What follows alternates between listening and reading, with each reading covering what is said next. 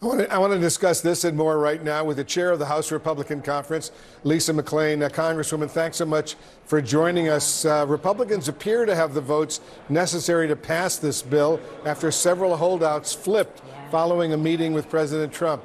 Are they getting behind this bill now because of pressure from President Trump or because it's best for Americans?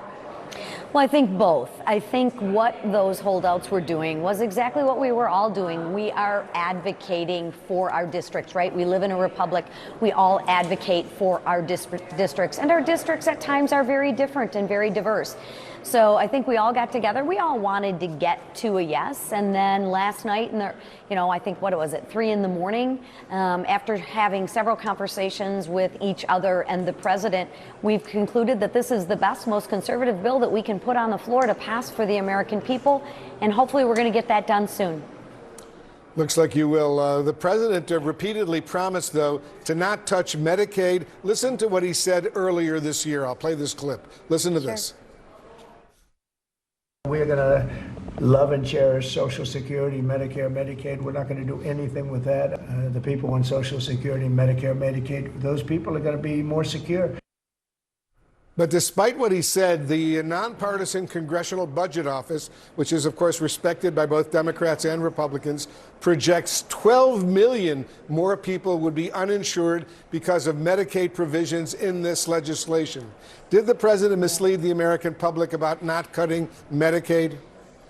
Yeah, I don't think so at all, and here's why I say that. If you are one of the most vulnerable and need Medicaid, you're a pregnant mother, you're disabled, you're elderly, the people who need the Medicaid the absolute most, you should be extremely excited, because what Republicans did and President Trump did is just make sure that that Medicaid program is there for years to come.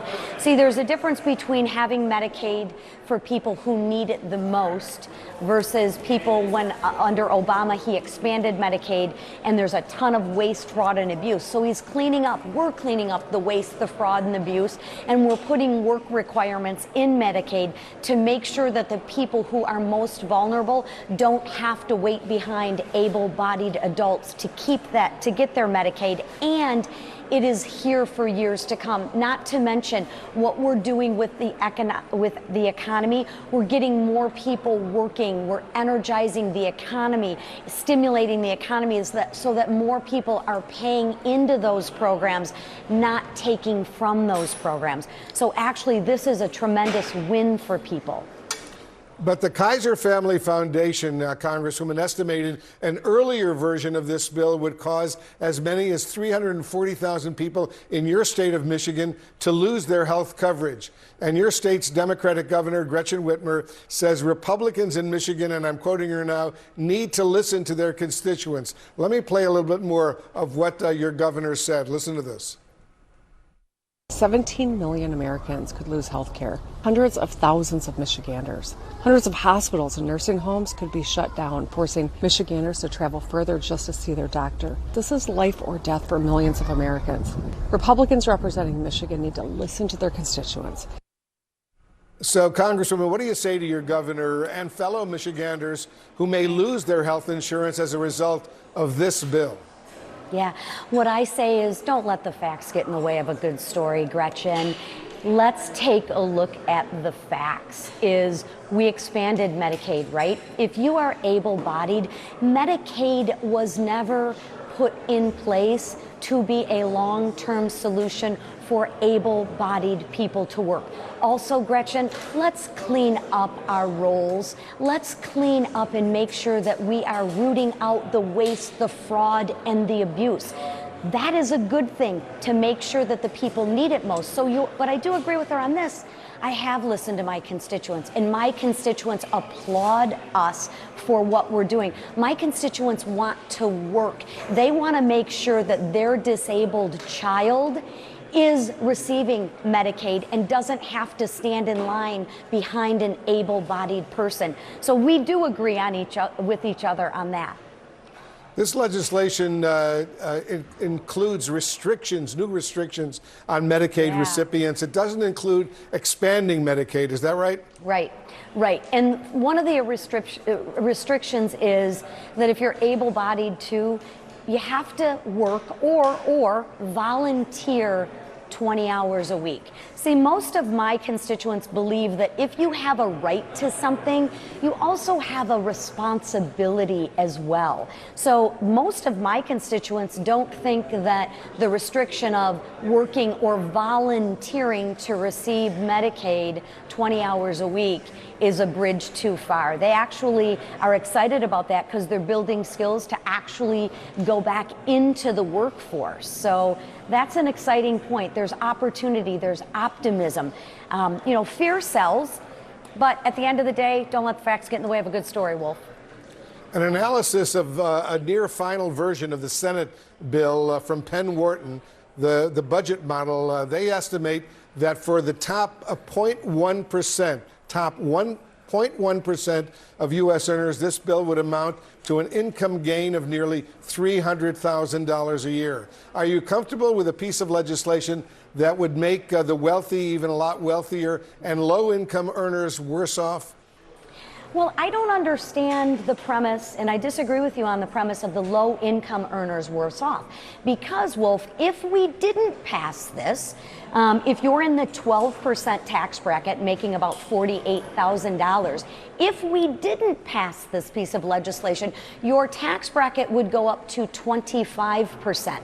I think that is making low-income earners worse off. So again, we got to make sure that we're telling the facts of the story, and that is the fact.